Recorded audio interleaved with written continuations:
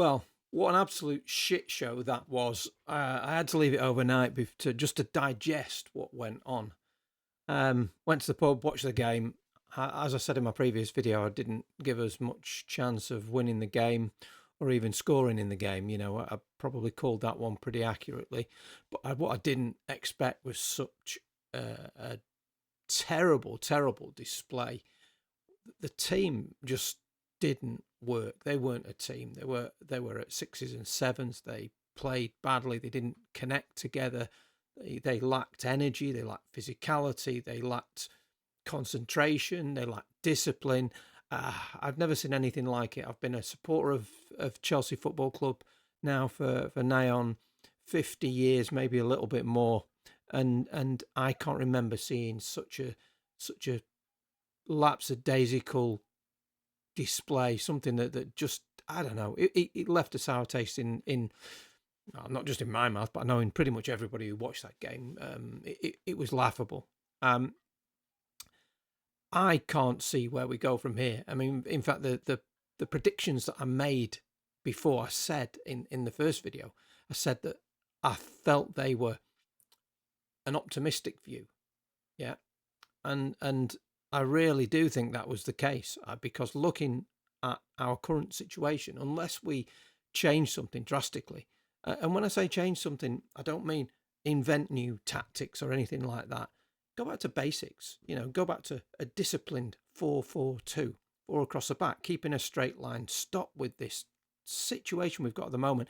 The defence is all over the place. They've got no line, they've got no structure, there's a lack of discipline. The midfield players are having to drop in and fill in defence. The defences players are playing up front. It's such a mess. We're not playing five-a-side.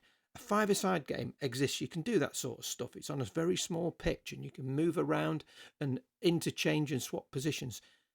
11-a-side is a completely different game, very tactical. That's why you have all the positions that you've got and why you have the tactics that you do. The central defenders are often so far apart. It's insane. And when they're so far apart, you find Casado has to drop in and fill in. So we've got our central midfield player dropping in to play centre back. You've got a central defender out playing left back. You've got our left back playing left wing or advanced midfield. You've got everybody is all over the place. It's an absolute disaster. And we wouldn't have scored if we'd been on there for days. In fact, Brighton didn't even need a goalie. We had 2 shots, neither of which were on target. It beggars belief. It really does beg a belief. I don't know. What can I say? Rant bit over. Let me try and get my head screwed on and straight now and see where I think we're going. Well, let's look at the let me just move to see here where we are now, where you can see in the table 48 points now with a game more played. I might have to even revise that. I said that we'd finish 10th, but based on that display, unless you change something, then things are going to get worse and we could end up further down than we think. We're only 6 points ahead of Newcastle with 5 games to go. And at the moment, I can't see us getting another point the way that we're playing. If we look at our fixtures, at home to Forest, I had said a draw, but a 0-0 draw. We can't keep a clean sheet, so that's unlikely, and we can't score goals. So, I could see us losing that game. Liverpool, Chelsea. Well, I can't see us going to Anfield and coming away with anything. Then we play Tottenham at home. Now, I had thought that was the one that we might win because Tottenham are playing so badly, but they've got a new coach. He's probably going to be making some bringing in some influence now into the approach and the play that Tottenham are giving, and at least they're scoring goals and we're not. So I even have reservations now about the Chelsea-Tottenham game. We could lose that game. We could actually lose at home to Tottenham, which leaves us with the last game against Sunderland. I actually think that the players have checked out. They're already on the beach for the summer, or they're dreaming of the World Cup or something. They're certainly not playing for Rosinia. He's lost the dressing room for sure. And there's no, once you've lost the dressing room, there is no coming back from that.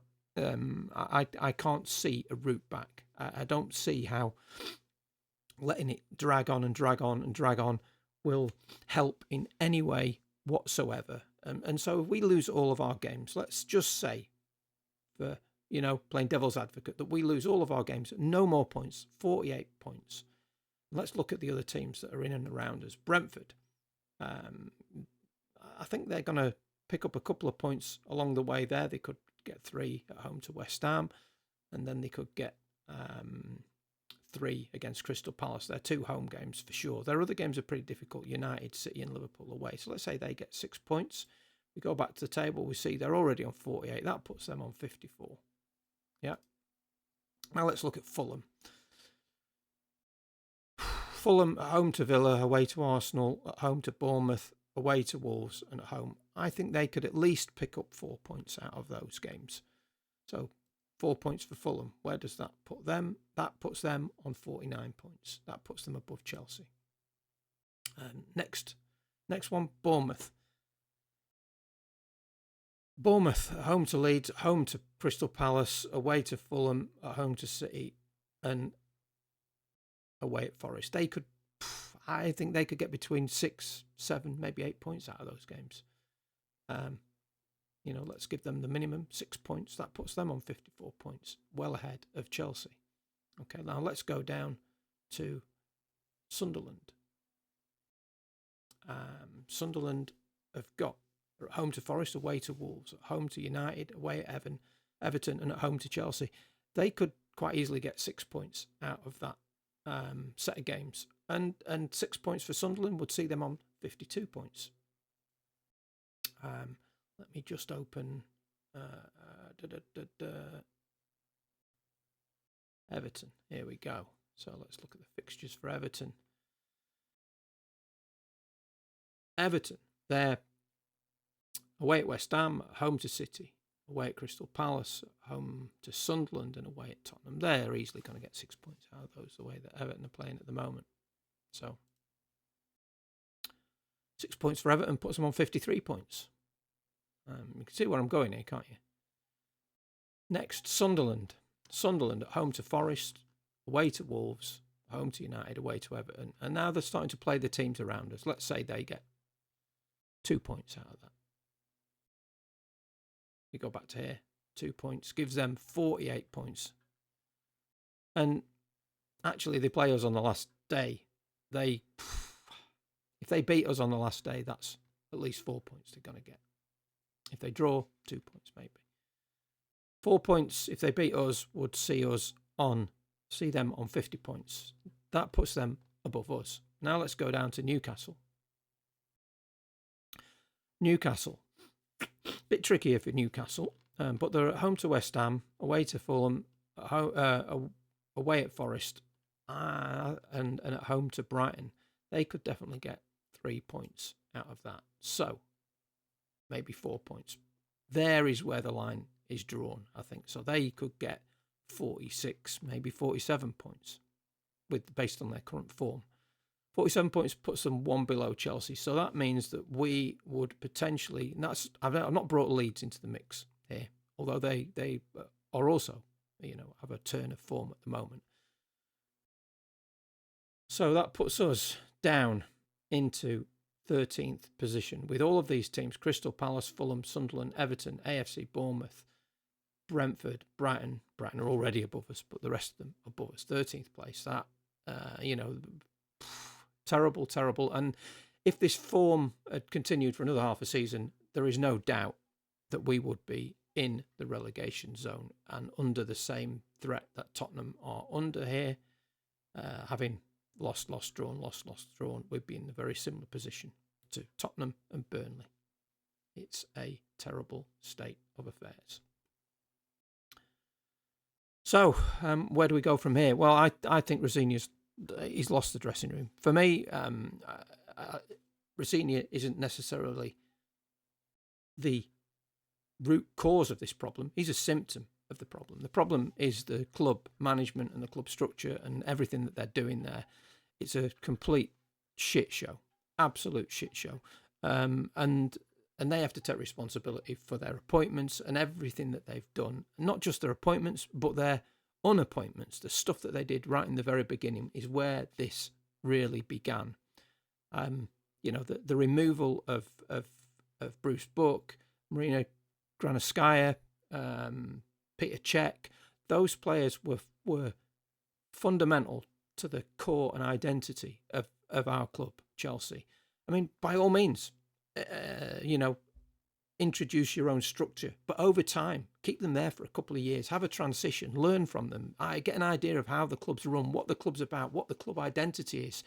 Don't just waltz in, destroy everything that was Chelsea and expect things to go right, because it's a dog-eat-dog competitive world out there. It is a very, very difficult league to play in, and if you don't have the things that take you just those fine margins above the rest, then you're toast. And that's where we are now. If I were them, they're already in financial trouble. We know they are, and their investments not doing so well at the moment. If I were them, I'd look to sell a portion to inject some cash, and also to bring somebody on board that knows something about running a football club. I'd eat the biggest piece of humble pie I could and go with a giant suitcase full of cash to Marina Granovskaya and try and get her back inside the club and get her to reorganise and reshape what it means to be Chelsea, because she knows. Maybe bring in someone like Petr Cech as well. Between now and the end of the season, like I say, I don't think he's the root cause. He's one of the symptoms, but just in order to try and alleviate a bit of the pain between now and the end of the season, I would let Rosenior go, put him out of his misery, because he's for sure he's lost the dressing room, and things don't go well from there.